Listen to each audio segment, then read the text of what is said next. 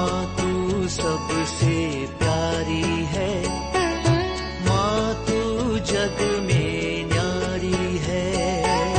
माँ तू सबसे प्यारी है, माँ तू जग में न्यारी है। अपने आंचल में रखना, अपने आंचल में रखना। हमें वरदानों से भरना। माँ तू सबसे प्यारी है, माँ तू जग में न्यारी है। माँ तू सबसे प्यारी है, माँ तू जग में न्यारी है। पिता, पुत्र और पवित्र आत्मा के नाम पर आमीन। आप सबों को जय यीशु। हम लोग बीती 2 सप्ताह निरंतर पाप स्वीकार के विषय में ही मन चिंतन करते हुए आए और पाप स्वीकार के उन क्लासों को लेना जब शुरू किया, अनेकों लोग उसके खिलाफ क्या क्या टिप्पणियां लिखे आप लोग स्वयं पढ़ लिया है और मैंने कोशिश भी किया उसके अनुसार कुछ क्लासेस में ले भी लिया था। लेकिन अभी कुछ बातों का उत्तर अभी ईस्टर के बाद तुरंत बाद है, मैं देना चाहूँगा, क्योंकि अज्ञानता के अंधकार में पड़े हुए जिनके मन को शैतान ने अंधकार बनाया, जिनके आंखों पर पट्टी बांध करके उनको नरक के योग्य जीवन जी रहा है, वो अपने को पूर्ण रूप से मुक्ति प्राप्त करने वाला व्यक्ति के रूप में खुशी से पता नहीं क्या क्या टिप्पणियां लिख रहा है। वो परफेक्ट है, उनमें कोई दोष नहीं, कोई कुछ प्रॉब्लम नहीं, उनको पाप स्वीकार करने की जरूरत नहीं, वो सब डायरेक्ट स्वर्ग में है। ऐसे जो जीवन जीने वालों को एक बार और मैं समझाना चाहूँगा। एक श्रीमान जी टिप्पणी के अंदर पूछ रहा था क्या ये पाप स्वीकार पापों को और करने का लाइसेंस दे रहा है, और कुछ लोग ये भी टिप्पणी में लिखा हुआ था कैथोलिक के लोग पाप स्वीकार करते हैं और जाकर के पाप करते हैं, उन लोग सोचते हैं पाप क्षमा हो गया। जो कैथोलिक के लोग नहीं सिखा रहा है, जो कैथोलिक के लोग नहीं सोच रहा है, ऐसे टिप्पणियां यहां पर पढ़ने के लिए मिल रहा है जो कैथोलिक की चर्च नहीं सिखा रहे। कैथोलिक के लोग क्या सिखा रहा है, बीती दिनों में मैंने साफ साफ सिखाया। पाप स्वीकार करने के लिए 5 स्टेप्स मैंने बता करके दिया। एक अच्छा पाप स्वीकार करने के लिए 5 स्टेप, उसको ध्यान से सुनो। कहीं भी नहीं बोला है कि हम उस पाप को कर सकता है करके, बल्कि तीसरे स्टेप के अंदर, तीसरे चरण के अंदर ये सिखाया। कैथोलिक चर्च ये सिखाते हैं कि पाप स्वीकार एक पुरोहित के पास जाकर के करने के पूर्व में जो पाप है उसके लिए पश्चाताप करना है, उसको त्यागने का निर्णय करना, निर्णय के बगैर पाप स्वीकार नहीं करना, ये कैथोलिक कलीसिया सिखाता है। छोड़ दो क्या बोलते हैं, पाप स्वीकार करने के बाद जाकर के फिर से पाप करो करके कैथोलिक चर्च नहीं सिखा रहा है, ये शैतान सिखा रहा है। कैथोलिक चर्च यही सिखा रहा है कि पाप स्वीकार के पूर्व में जो पाप कर रहा है, मैंने उसका उदाहरण भी बताया, मैंने उसके लिए उदाहरण भी बोल करके दिया, मैं मेरा अपना उदाहरण बोल करके समझाया था। मुझे एक निर्णय करना, आपसे ऐसा गलती नहीं करूंगा, मैं मरने के लिए भी तैयार हूं, इस प्रकार एक दृढ़ निश्चय करना। 2 दृढ़ निश्चय करने के लिए मैंने बोला था, एक ऐसा पाप दोबारा न करने का, छोड़ने का, और दूसरा पुरोहित के पास जाकर मैं उसको बोलूंगा, पाप को बोल करके उसे मुक्ति प्राप्त करूंगा। तीसरा, मैं भी दूसरों को क्षमा करूंगा। ऐसा 3 दृढ़ निश्चय करवाया था मैंने। तो कैसे बोल सकता है दृढ़ निश्चय? ये पाप करने के लिए क्या बोलता है, लाइसेंस नहीं है। और उल्टा मैंने ये भी सिखाया, प्रवक्ता ग्रंथ अध्याय 34 का सिराक चैप्टर 34 में वाक्य 29 में जो लिखा हुआ वचन को मैं पढ़ करके सुनाया भी था। प्रवक्ता ग्रंथ अध्याय 34 वाक्य 30-31, वहां पर लिखा है, कोई शव स्पर्श कर नहाता और फिर शव के आकर के स्पर्श करता है, उसको नहाने से क्या लाभ है? शव के पास था, शव को उठाया, रखा, सब सजाया, सब ये सब करने के बाद अपने घर में गया, अच्छा नहाया धोया और कपड़ा सब बदल करके आया, वापस कहां आकर के बैठा? शव के पास। तब यहां पर पूछ रहा है, आपको शव को स्पर्श कर जब आप जाकर के नहाया, कपड़ा बदला, उससे क्या फायदा मिला? वापस आकर के उस शव में स्पर्श करके बैठना है। तो वाक्य 31 में लिखा, यह उस व्यक्ति की दशा है जो अपने पापों के लिए अनशन करता, पाप स्वीकार करता और बाद में जाकर के वही पाप फिर करता है। कैथोलिक कलीसिया ये वजन सिखाता है। ये जो पाषंडी कलीसिया है उनके पास ये वजन नहीं है। प्रवक्ता ग्रंथ अध्याय 34 वाक्य 30-31 बोलने के लिए उनके पास नहीं है। अभी प्रवक्ता ग्रंथ अध्याय 5 वाक्य 5 सराक चैप्टर 5 वर्स 5, क्षमा पाने की आशा में पाप पर पाप मत करो, पाप पर पाप मत करो। जाकर के पाप स्वीकार करेगा तो मिल जाएगा, ये नहीं सोचना है। आगे क्या लिखा है? ये मत कहो उसकी दया असीम है, वो मेरे असंख्य पाप क्षमा करेगा, ये नहीं बोलना है। ये बोल करके पाप पर पाप नहीं करना है। और अध्याय 6 का अध्याय 6 का नहीं 7 का अध्याय 7 का वाक्य 8 सिराक चैप्टर 7 वर्स 8 वहां पर लिखा है, एक ही पाप में 2 बार मत फंसो। देखो कैथोलिक चर्च यही सिखाता है कन्फेशन के विषय में, एक ही पाप में 2 बार मत फंसो, क्योंकि एक के दंड से भी नहीं बचोगे। इसलिए पापों को त्यागने का निर्णय करना है, पापों को त्यागना है, इसके बाद एक पाप स्वीकार करना है और पवित्र आत्मा को ग्रहण कर पाप से दूर रहने का निर्णय करना है। ये सिखाते हैं। क्यों ऐसा दोषारोपण कर करके कलीसिया के ऊपर कीचड़ फेंकने का प्रयत्न कर रहा है? एक और भाई पूछा है, क्या पोप भी पाप स्वीकार करता है? तो पोप किसके पास जाकर के पाप स्वीकार करेगा? वो तो डायरेक्ट यीशु से प्रार्थना करेगा ना, क्योंकि वो सबसे ऊपर है। यही है पाषंडता। उसको मालूम नहीं है ना, ये विचार, ये पूछने वाला विचार को मालूम नहीं है। पोप भी एक पुरोहित के पास जाकर के घुटना टेक करके पाप स्वीकार करता है। मैंने इससे पूर्व में हमारे संत पापा जॉन पॉल II के विषय में, उनका एक पाप स्वीकार के विषय में मैंने क्लास लिया, वो बहुत वायरल हुआ था। वैटिकन के मंदिर के चर्च के सीढ़ियों पर भीख मांग करके पड़ रहने वाला एक भिखारी, एक पियकड़ के सामने पाप स्वीकार करने वाला व्यक्ति है संत पापा जॉन पॉल II। वो और कोई नहीं था, वो एक पुरोहित था। वो अपना पुरोहिताई छोड़ करके पीने के कारण पी करके ऐसा पियकड़ बन गया और पाप के जिंदगी जी रहा था। इसके बाद जीने के लिए कोई और साधन नहीं था, वो भीख मांगना। वही चर्च के सीढ़ियों के पास बैठ करके दारू पीने के लिए भीख मांगने वाला व्यक्ति। किसी पुरोहित ने उसको पहचान लिया, संत पापा को खबर दिया, संत पापा बुलाया। सबसे पहले संत पापा ने उसे एक कमरे में लेकर के कहा, फादर मुझे ये पाप स्वीकार करना। किससे कहा? ये पियक्कड़ दारू पी करके बड़ा हुआ उस व्यक्ति से। और वो बोला नहीं नहीं नहीं, मैं फादर ये सब छोड़ करके बहुत हो गए, मैं बहुत बड़ा पापी हूं। बोला नहीं, आप अभी भी फादर हैं, क्योंकि उन्होंने चर्च से पुरोहिताई छोड़ करके गए, लेकिन वहां से पूर्ण रूप से छोड़ने के लिए वैटिकन से, पोप से अनुमति लेने की जरूरत है। वो नहीं लिया हुआ व्यक्ति था।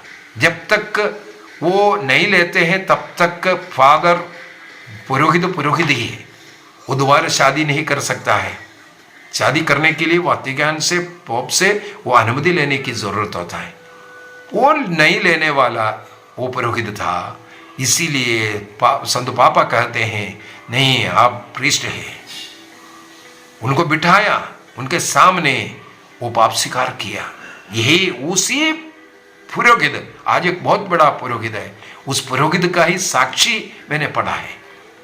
इसके बाद वो स्वयं फिर संत पापा से कहा मैं भी पाप स्वीकार करूंगा। उनके सामने पाप स्वीकार करते हैं और पोप उन्हें अपना धर्मोपरांत भेजते हैं एक अच्छा पुरोहित बन करके। इसके बाद आगे का जीवन। तो संत पापा भी पुरोहित के सामने पाप स्वीकार करते हैं भाई, यीशु से नहीं। तुम लोग यीशु से डायरेक्ट पाप क्षमा पाएंगे बोल करके संत पापा को इसके अंदर घसीटो मत। साधारण पुरोहित के सामने संत पापा घुटने टेक करके पाप स्वीकार करते हैं। सबों को पाप स्वीकार करना है। और आपको मालूम होना चाहिए, ऐसे अनेकों पोप के विषय में, संतों के विषय में हम लोगों को पढ़ने के लिए मिलेगा। वो प्रतिदिन मिस्सा अर्पित करने के पूर्व में किसी पुरोहित के सामने पाप स्वीकार करने के बाद ही वो मिस्सा अर्पित करते हैं। प्रतिदिन हम लोगों को पाप स्वीकार की जरूरत है, आपको पाप स्वीकार की जरूरत नहीं है। तो इस प्रकार का कीचड़ मत डालना। कई टिप्पणियां हमारे इसके अंदर सदानंद कोरा बोल करके एक भाई है, मूर्खतापूर्ण टिप्पणियां लिखने वाला नंबर 1। एक फुलजम्स धनवर, ब्रदर जी आप गलत सिखा रहे, पता नहीं क्या क्या बोल करके बड़े मुझे उनका ऊपर रेस्पेक्ट है, क्योंकि बहुत आदर के साथ कुछ भी लिखता है। एक प्रमोद मिंचे, प्रमोद मिंच कहते हैं 2018 के अंदर केरल देश में पुरोहित लोग जो पाप स्वीकार, जो एक स्त्री ने जो उनके सामने सुनाया था, उसको लेकर के उनका ब्लैकमेल किया, उनका यौन शोषण किया और उनके दोस्त लोग पुरोहित लोगों को भी उस स्त्री के साथ गलत रिश्ता बनाया। ये सब वो YouTube का ये सब देख करके वो बड़े खुशी के साथ डाल रहा है। इसीलिए पुरोहित किसे पाप स्वीकार नहीं करना। कैथोलिक चर्च के अंदर अगर ऐसा कोई इतिहास हुआ है तो बोलिए, ये किसी अन्य चर्च की कहानी यहां नहीं बोलना। कैथोलिक चर्च अगर उसके अंदर ऐसा कुछ हुआ है और इन पुरोहितों का उदाहरण देख करके उनके साथ क्या हुआ क्या नहीं हुआ कुछ भी ऐसा बोलेगा, इसके बाद कई कैथोलिक पुरोहितों के किल्ली उड़ाते हुए वो ऐसा पाप करते, इस प्रकार पाप करते। भाई सब लोग पापी है। हमारा संत पापा ही सबसे पहले मैं पापी हूं करके बोल रहा है। हम लोग सब तो पापी ही है। हमारा अनेकों पुरोहित लोग पुरोहिताई छोड़ करके विवाह किया है। इसके लिए किल्ली उड़ाने की जरूरत नहीं, हम स्वीकार कर रहे हैं ना, हम लोग स्वीकार कर रहा है। यदि ऐसा विवाह करने वाला भी, उदाहरण के लिए एक भाई है राफेल फिलिप, आप लोगों ने पढ़ा होगा। राफेल फिलिप कौन सा पल्ली का कौन सा फादर है, किसी यीशुदास पता नहीं क्या है, किसी फादर का नाम भी लिखा हुआ था। वो फादर के पास में पाप स्वीकार भी किया हुआ है और वो जो है किसी लड़की के साथ भाग गया है, शादी किया और पैसा भी चर्च का लौट करके वो भाग गया है, वो शादी किया है। ऐसे ऐसे लिखने के बाद लिखता है मेरा पाप स्वीकार बेकार हो गया। तुम्हारा पाप स्वीकार कैसे बेकार होगा भाई? तुमने क्यों पाप स्वीकार किया था? वो फादर ने किसी को जाकर के बताया? तुम्हारा पाप स्वीकार कैसे बेकार हुआ? इसका मतलब आपने सोचा वो जो फादर जिसका भी आपने नाम लिया वो फादर बहुत बड़ा संत है, उनकी कृपा से आपको पाप मुक्ति मिला। मेरे पाप स्वीकार क्लास के अंदर साफ साफ तो मैंने बताया था, किसी भी पुरोहित का अच्छाई के कारण किसी भी मनुष्य को पाप मुक्ति नहीं मिलता। मनुष्य को पाप मुक्ति ईसा मसीह के कलवारी बलि के पुण्य फलों के द्वारा ही मिलता है। फिर से बोलूं, जब मैं एक पुरोहित के पास जाकर के पाप स्वीकार करता हूं तो मुझे पाप मुक्ति पुरोहित के द्वारा मिल रहा है। वो पाप मुक्ति उस पुरोहित के पुण्य अच्छे के कारण नहीं, बल्कि मेरे प्रभु ईसा मसीह कलवारी में मरा इसके पुण्य फल के द्वारा। ईसा मसीह संसार में आकर के मानव जाति के पापों को अपने ऊपर उठाकर कलवारी में जो मरा, रक्त बहाकर मुझे और आपको रक्त की कीमत पर खरीदा और स्वर्ग के योग्य जीवन दिया। इसके बाद ईसा मसीह के स्वर्गारोहण के पहले अपने शिष्यों को यह अधिकार दे करके गया, अब मैं कलवारी में मर करके पाप मुक्ति का वो कार्य किया है। लेकिन मनुष्य तो पाप करेगा, मनुष्य को उस पाप में नहीं रहना चाहिए। इसलिए वो अधिकार जो मनुष्य करने वाला पाप का पाप क्षमा मनुष्य के द्वारा हो, इसलिए ईसा मसीह मनुष्य बना।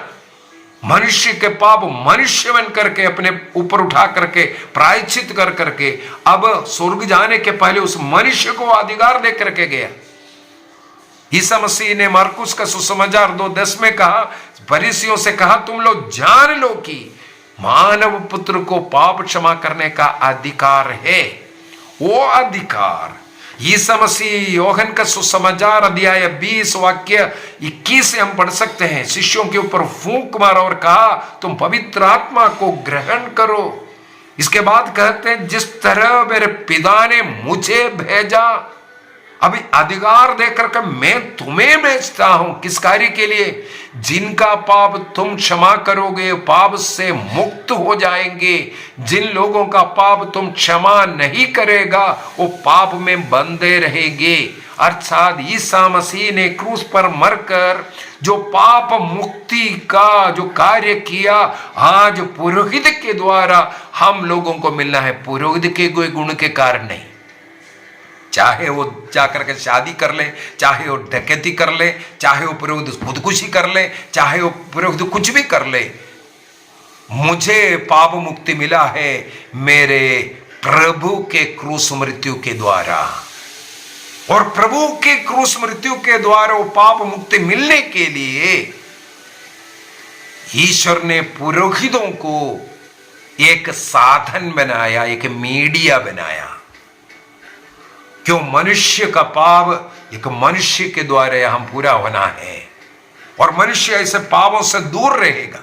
पाप स्वीकार करने वाले लोग उस लज्जा के करने रहे, मुझे फिर से जाकर के पाप स्वीकार करना है, वो पाप से कम उस विचार से तो पाप से दूर रहेगा। इस प्रकार उनके कोई पुण्य फलों के द्वारा नहीं, बल्कि उनको मिला हुआ अधिकार के द्वारा। जिस प्रकार एक सुप्रीम कोर्ट का जज को प्रेसिडेंट ऑफ इंडिया से एक अधिकार मिलता है, उस अधिकार के साथ जब तक वो उस कुर्सी पर है, वो नियम के अनुसार जो नियम दिया हुआ है उस नियम में रहकर वो न्याय कर सकता है। वो न्यायाधीश अधिकार के कारण हो, उनके कोई अच्छाई के कारण नहीं, उनके कोई गुण के कारण नहीं, उनको प्रेसिडेंट ऑफ इंडिया से मिला हुआ अधिकार के द्वारा भारत देश के जनता के लिए न्याय देने वाला बन गया। इसी प्रकार मान लो मिनिस्टर लोग हैं, किसी भी मिनिस्टर को एक अधिकार मिला है, 5 वर्षों के लिए तुम यहां जनता की शासन करो। उस अधिकार के कारण वहां बैठ करके वो जो ऐलान करता है, यदि मान लो फाइनेंस मिनिस्टर ने बोला आज से इनकम टैक्स देने की जरूरत नहीं है, हम लोग बड़े खुश हो जाएगा। कहां से?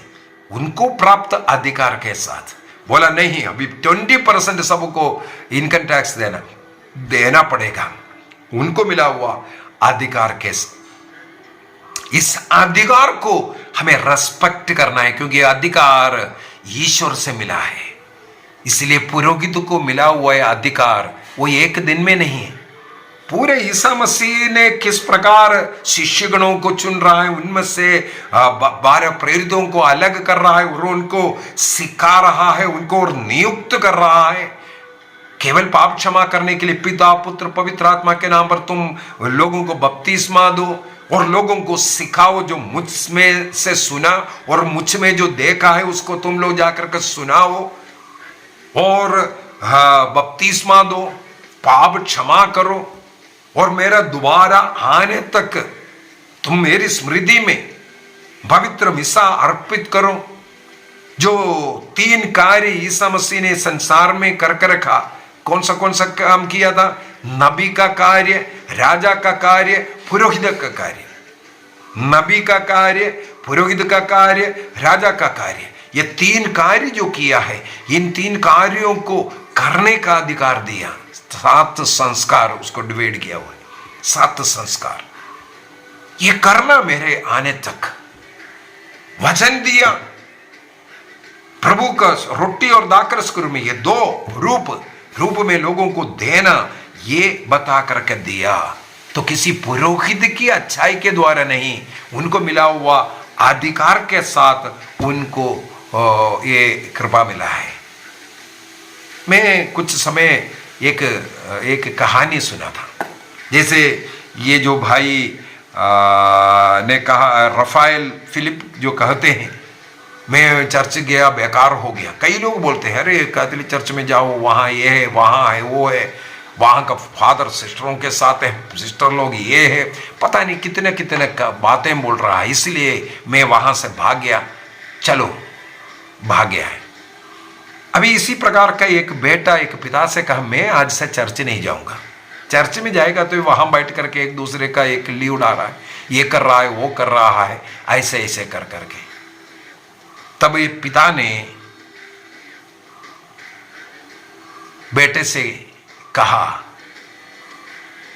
मैंने पिता और बेटा कहा, उसके अंदर चर्च का फादर जो कैटेकिज्म बच्चे वही बोल रहे चर्च आने से क्या फायदा है, चाहे पिता बेटे से कह रहा हो। तो वहां पर एक पुत्र को, एक बेटे को बुला करके कहा मैं अभी तुम्हारे एक टेस्ट लेता हूं। उन्होंने 1 गिलास पानी भर करके उसके हाथ में दिया, 1 गिलास के अंदर पानी भर करके दिया। इसके बाद उससे कहा इससे 1 बूंद पानी भी नीचे नहीं गिरना चाहिए, तुम इस चर्च का 3 बार चक्कर काट करके आ जाओ तो तुम्हें कुछ इनाम भी मिलेगा और चर्च दोबारा आने का भी जरूरत नहीं, और उल्टा तुम्हें कुछ इनाम भी मिलेगा। ये जो कार्य करेगा उनको अनुमति मिलता हुआ एग्री किया। लड़के के हाथ में ग्लास भर करके पानी दिया और वो धीरे धीरे बोला कितना भी घंटा तुम लगा दो कोई प्रॉब्लम नहीं, लेकिन पानी नहीं गिरना चाहिए। और आकर हम नाप करके देखेंगे पानी कितना। तो धीरे धीरे चल चल करके 3 चक्कर कटाया और 1 आधा बूंद तो गिर गया। पिता ने बोला, फादर ने बोला नहीं कोई बात नहीं, चलो आगे बढ़ो। समय लगा करके वो चक्कर काट कर वो विजय प्राप्त करता है।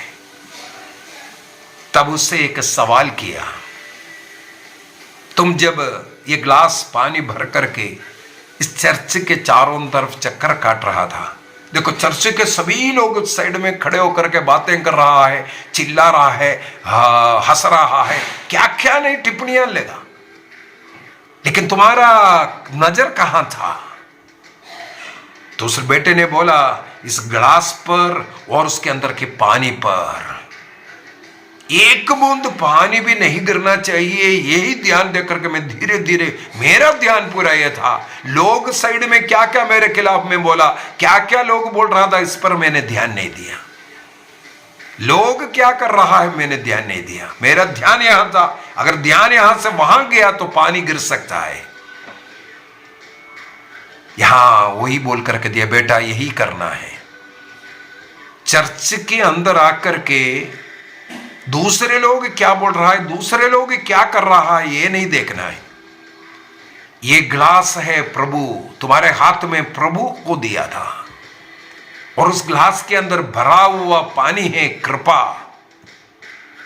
इस चर्च के चारों तरफ तुम्हारा ध्यान प्रभु में और प्रभु की कृपा में था, तुम उसे नष्ट ना करते हुए 3 बार चक्कर काटा। उसी प्रकार इस चर्च के अंदर प्रवेश कर करके प्रभु में तुम्हारा मन लगाना, और प्रभु की कृपा मुझे चाहिए, इस पर तो मन लगाना।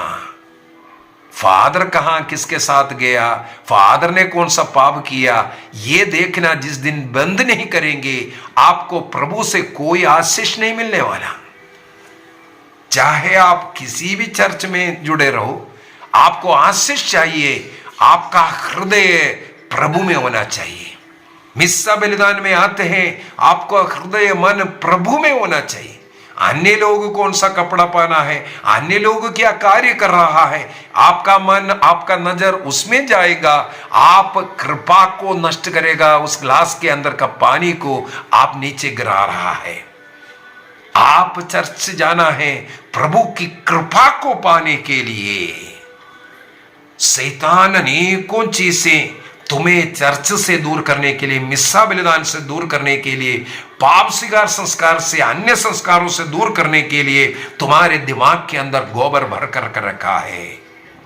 यदि तुम उसके अंदर चलेगा, उसके अनुसार चलेगा, ये फादर से मुझे कुछ मिलने वाला है, ये सोचेगा, तुम गलत तो सोच रहा है।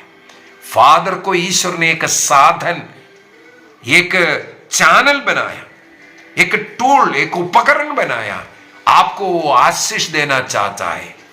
उस आशीष के लिए वो एक टूल, एक साधन, एक पात्र मात्र है। वो प्रभु की आशीष आपको पाना है, ना किसी पुरोहित का, ना किसी ऐसा व्यक्ति का। इसीलिए एक निर्णय करना है, सत्य कलीसिया से जुड़ करके सत्य शिक्षा स्वीकार करो। ऐसी झूठी अभियोग में जाकर के आप अपनी कृपा को नष्ट मत कीजिए, नष्ट मत कीजिए। जब तक आप एक पुरोहित के पास जाकर के पापों को स्वीकार नहीं करेगा, वो पाप आपको पुरोहित क्षमा नहीं करेगा, आपको पाप मुक्ति नहीं मिलेगा, आप स्वर्ग राज्य नहीं जाएगा। ये आप लिख कर रखो। चाहे किसी भी पुरोहित मेरे पाप के विषय में किसी से भी बोलने दो, मुझे कोई फर्क नहीं पड़ने वाला है, मैं ऐसा पाप नहीं करना। लेकिन फिर भी मैं पुरोहित से ही पाप स्वीकार करूंगा। मुझे पुरोहित के गुण से मुझे कोई गुण नहीं चाहिए। मेरे यहोवा, मेरा प्रभु, मेरे मुक्तिदाता जो क्रूस पर मरकर मुझे मुक्ति का राह में लेकर के आया, वो जो कृपा आशीष मुझे आज उस पुरोहित, जिस पुरोहित को यीशु ने नियुक्त किया है, वो संत पौलुस कहते हैं ना, मिट्टी के बर्तन में उस कृपा को भर कर रखा है। मिट्टी है, वो मिट्टी है, वो सोने का बर्तन नहीं है। मिट्टी के बर्तन में प्रभु ने उन कृपा निधि को हमें देने के लिए भर कर रखा है। तो उस पुरोहित से पास जाकर के पाप स्वीकार करने में हिचकिचाना नहीं, ऐसे झूठी अभियोग लगाना बंद कीजिए। मेरे विचार में आप लोगों ने जितने भी ऐसी ऐसी जो बातें बोला था, उसका उत्तर देने के लिए मैंने कोशिश किया। प्रभु आप सबों को आशीष दे, कृपा दे, पिता, पुत्र और पवित्र आत्मा के नाम पर आमीन। आप सबों को जय यीशु।